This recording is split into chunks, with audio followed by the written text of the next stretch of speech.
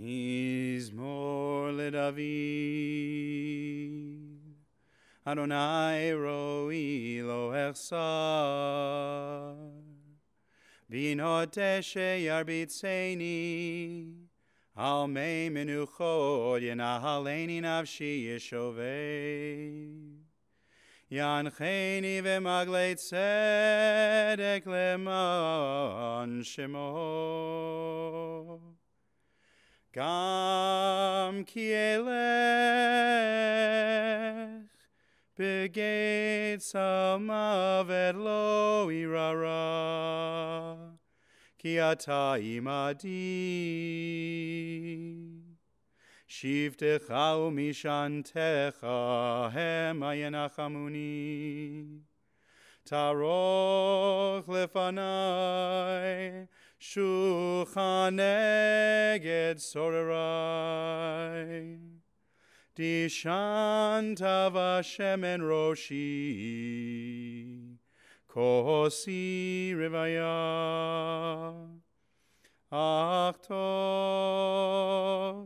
v'chesed yirdefuni kol yemei chayai. V'shavti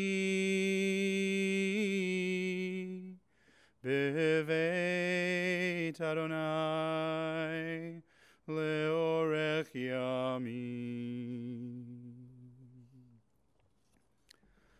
A Psalm of David. Adonai, God is my shepherd, I shall not want. He makes me lie down in green pastures, leads me beside the still waters, and restores my soul. God guides me on the right path, for that is God's nature. Though I walk in the valley of the shadow of death, I fear no harm, for you are with me. Your rod and your staff, they comfort me. You prepare a banquet for me in the presence of my foes. You anoint my head with oil, my cup overflows. Surely goodness and loving kindness shall follow me all the days of my life, and I shall dwell in the house of God forever. Thank you all for coming this morning. We are here today, sadly, to bid farewell, to honor a remarkable and wonderful man, Arnold Frieman. Avraham Eliyahu ben Shmuel Vitova, the son of Gisela and Samuel, brother to Elizabeth, Edith, and 3 other siblings who, along with the rest of Arnold's family, perished in the Holocaust. Devoted husband of Myra, his wife of over 58 years. Loving father of Nona and Ashley, Gina and Jay. Grandfather to Marley, Lexi, Benji, Sarah, Mara, and Kaylee. And great-grandfather to Emerson, Brooks, and Cameron. Avraham was Arnold's Hebrew name, a name which means father of many, reflective of how so many people felt of him, I'm sure. And as many of you know, Avraham was the first Jew. In the Torah, it says of Avraham, Avraham was now old, advanced in years. The Hebrew word for this is zaken, which in the Torah conveys not age but wisdom. That's why there's the addition of advanced in years, connoting the actual age. So the comment from a famous old rabbi named Acha is, some have the dignity of old age without length of days, while others have the length of days without the dignity of old age. But in the case of Avraham, the dignity of age coincided with long life. How true not just of our patriarch, but of the Avraham Arnold, we honor today. Arnold passed away Friday. On the Hebrew calendar, on the 29th day of the month of Adar II in the year 5779. He was 90 years old. Throughout his life, Arnold had many special bonds with many special people. One of those people in particular was a teacher of mine, our former senior rabbi, Rabbi Alan Green. And Arnold had the specific request that his friend and rabbi, Alan Green, return to deliver the hesped, the eulogy, at his funeral. And so it is my great honor to invite Rabbi Green to do that now.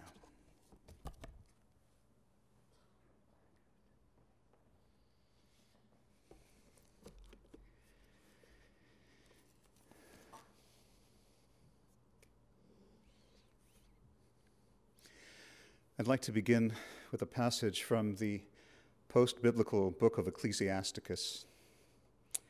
And this is what he says. Let us now praise famous men and our ancestors in their generations. The Lord apportioned them great glory. God distributed his majesty from the beginning. There were those who ruled in their kingdoms and were renowned for their power, giving counsel by their understanding and proclaiming prophecies. Leaders of people in their deliberations and in the understanding of learning for the people. They were wise in their words of instruction, those who composed music and set forth verses in writing, people with resources living peaceably in their habitations. All these were honored in their generations, and they were the glory of their times. You know, there are certain people who move through life quietly, like a canoe, barely making a ripple in the ocean of time. And then there are others, you might think of them as great ships of human beings, who forge new paths and accomplish what for most of us would be almost impossible. Arnold Frieman was one of those great special beings. Eulogies have a high and holy purpose because it's through the sharing of memories that some of the sting of death may be lessened. And how so? Because the bonds of love and memory actually aren't affected by death. They remain alive even as our loved ones remain alive on the level of heart and mind and soul and spirit. So an invitation now to let us remember, which is to say, to reconstitute Arnold's being through the act of remembrance. In the next few minutes, I'll be sketching the outlines of Arnold's portrait. As I do so, please feel free to add your own details and colors, your own depth and dimension through the memories with which you've arrived today. And what will emerge as a result today and in the coming days and weeks is a beautiful painting of Arnold's life on this earth, one that can be carried in your heart and soul forever. Lately, it's become the custom for family members to deliver their own eulogies. As you heard, in Arnold's case, he specifically requested that I be the only one to speak. And looking back, I realize he actually prepared me for this task. Arnold was nothing if not deliberate. And so, while I'm only a Johnny-come-lately into Arnold's life, over the last few years, he sat me down several times and made a special point of giving over his life story. So as far as I'm able, I want to give it over to you now in the way he gave it to me, according to his wishes. Born in a small town in northern Hungary in 1928, Arnold grew up Orthodox in a tight-knit Jewish family. He began his education in the local Jewish school system, but providentially, as he grew older, he was sent to live with relatives in Budapest to further his education. It was while he was in Budapest that Arnold heard that Jews in the countryside were being arrested and shipped out of the country. He immediately headed home, but it was already too late. Everyone, his mother, his father, 2 brothers, 3 sisters, and a grandfather, had already been deported to Auschwitz. It was difficult to get Arnold to describe all that happened next. In general, there were years of flight, capture, forced labor, and miraculous escape, all as a lonely, scared teenager. But against all odds, Arnold did survive. And then came another miracle. Living in a displaced persons camp, a Norwegian commission took Arnold to Oslo, where he received medical treatment and where he studied electronics. In 1948, an emissary arrived from Palestine to recruit volunteers to fight in Israel's War of Independence, and Arnold went with him. And there in Israel, Arnold discovered that 2 of his sisters, Elizabeth and Edith, had survived the war and were also living in the Jewish state. Nevertheless, at the end of 1949, Arnold decided to return to Norway. Then, in 1951, when he was 22, Arnold boarded a ship to begin a new life in Canada. Working his way across the Atlantic and landing in Montreal with no means and no friends and no English, on a whim, he decided to head for Winnipeg. The Winnipeg Jewish Agency arranged lodgings in a Jewish home and a job in a warehouse. Here, Arnold made new friends, the most important of whom turned out to be Minnie Heft. Mrs. Heft welcomed Arnold into her home, and making him part of her family, she helped a broken man become whole again and brought him back to his people. With Mrs. Heft's support and encouragement, Arnold attended and eventually graduated from the University of Manitoba. In the meantime, he devised a unique way to finance his education. He bought used car radios from wrecking yards, repaired them, and then sold them across Western Canada from the trunk of his car. Arnold's 4 years at the University of Manitoba were transformative for him. He'd emerged from the Holocaust an angry young man, but his university experience stabilized him. Perhaps more importantly, it also led to meeting his life partner and soulmate, Myra Thompson, in 1960 at a Hillel House debate on the future of the Middle East. They met in January on Myra's 18th birthday. They married in August of that year. And Nona was born the following year, and Gina 17 months after that. Myra actually provided the final layer in Arnold's inner education. And these are his words. The principal reason for the success I achieved in business and in life has been the support and advice of Myra. She showed true love and sound judgment in marrying me. She also brought out qualities in me I didn't even know I possessed. In Myra's loving hands, Arnold became the refined and gentle spirit we've all come to know and love over the years. However, back in 1962, Arnold was unhappy with his job and uncertain about his future.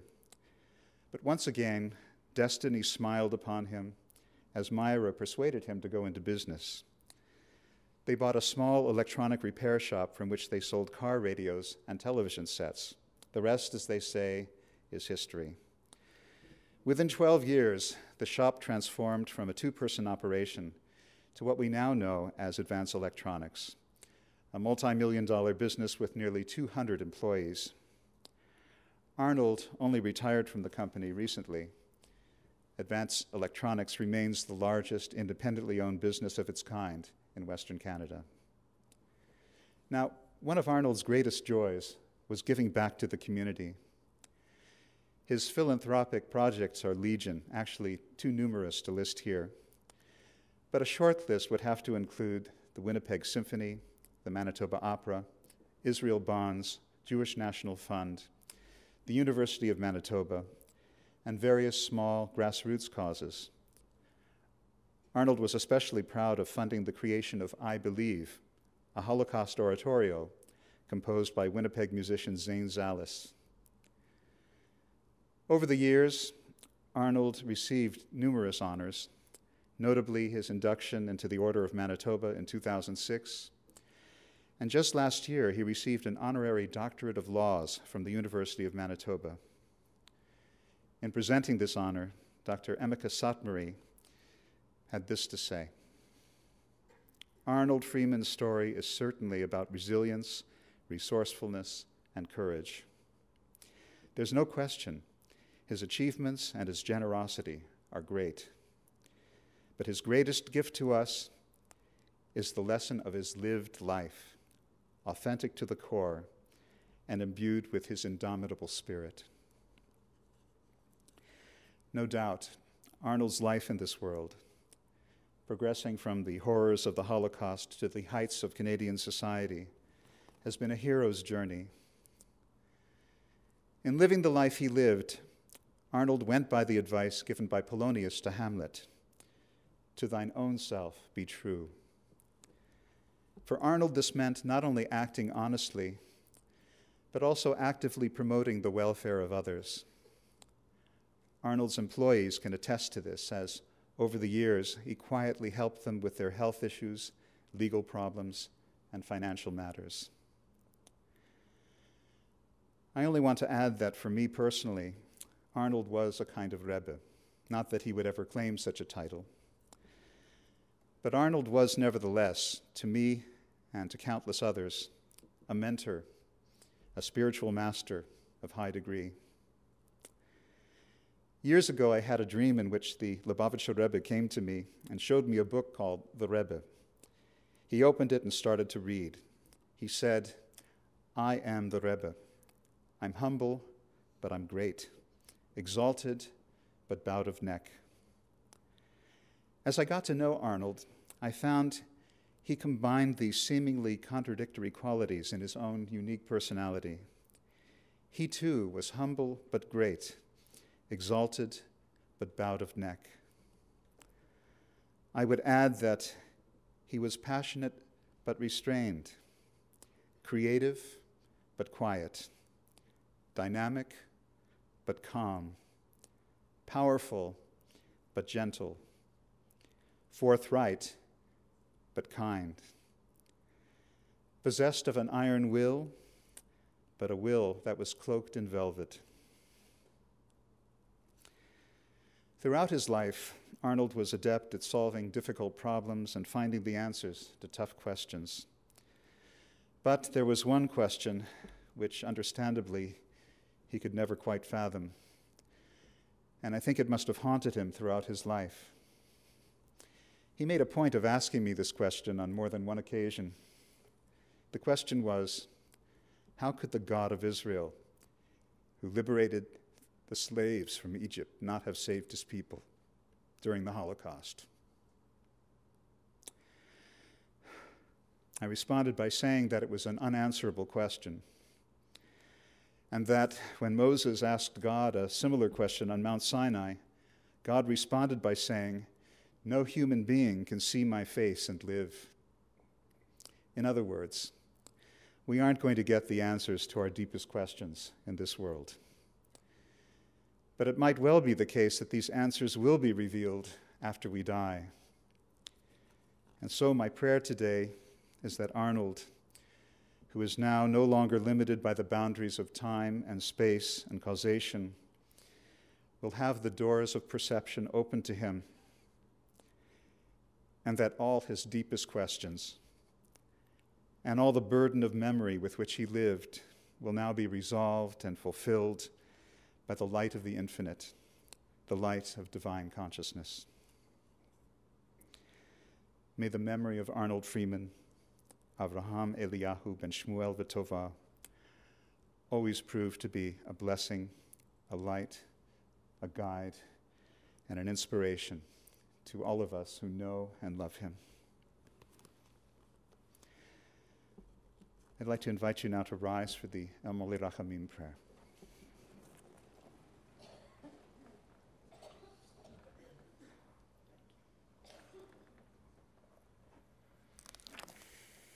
Thank you, Rabbi Green.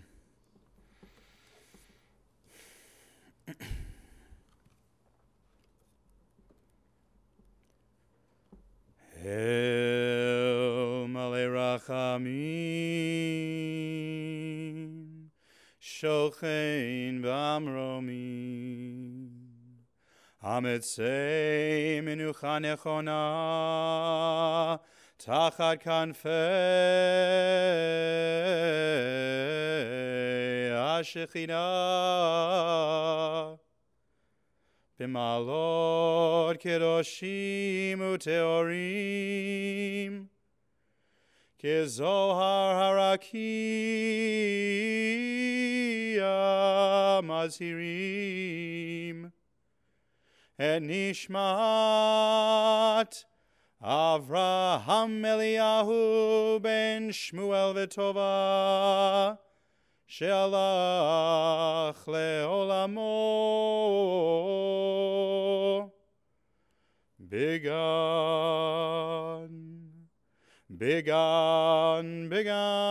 Eden te menuchato, Anabal harachamim, Hastireu beseter kenafecha leolamim, Utzeror bitzeror achayim enishmato, Adonai hu nachalato, V'yanuach b'shalom al mishkavo, v'nomar Amen.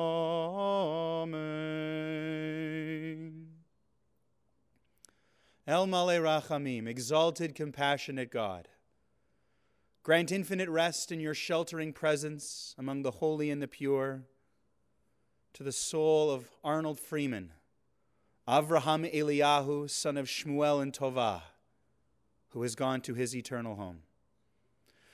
Merciful One, we ask that our loved one find perfect peace in your eternal embrace.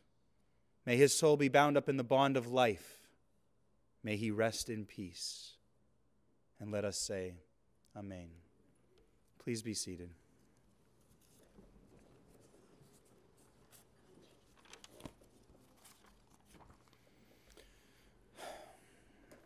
Our service now continues with a visit to the cemetery for interment, the Shered Zedek Cemetery located at 230 Armstrong Avenue.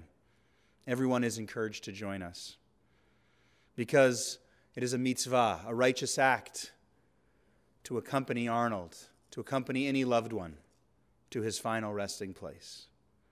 We'll be driving in caravan fashion with our four-way flashers on, still stopping for all red lights, taking the route from the synagogue up Sherbrooke to Logan, right on Logan to Salter, over the bridge, following Salter all the way to Armstrong. In a moment, we'll ask the family and the pallbearers to leave first by way of the chapel. Everyone else is invited to leave when we open the doors at the back of the sanctuary, but we ask you to help us observe a beautiful and long-standing custom here at Shered Zedek. When you exit the sanctuary, please form 2 rows through the foyer and onto the steps leading out of the building. 2 rows of family, of community, of love and support and respect through which the casket may pass. The Shiva for Arnold Frieman will be a private Shiva. The family has asked respectfully that you respect these wishes. And to the family, we offer our final words. Hamakom yinachem etchem, betoch sha'ar avelei Tzion v'Yerushalayim. May you be comforted and consoled. May God comfort and console you among all those who mourn and among all those who have ever mourned in our community. Family and pallbearers, you may leave now by way of the chapel. Everyone else, you'll have just a moment you'll be able to leave as well. And we thank you again for coming this morning to show your respect for a wonderful man. Thank you.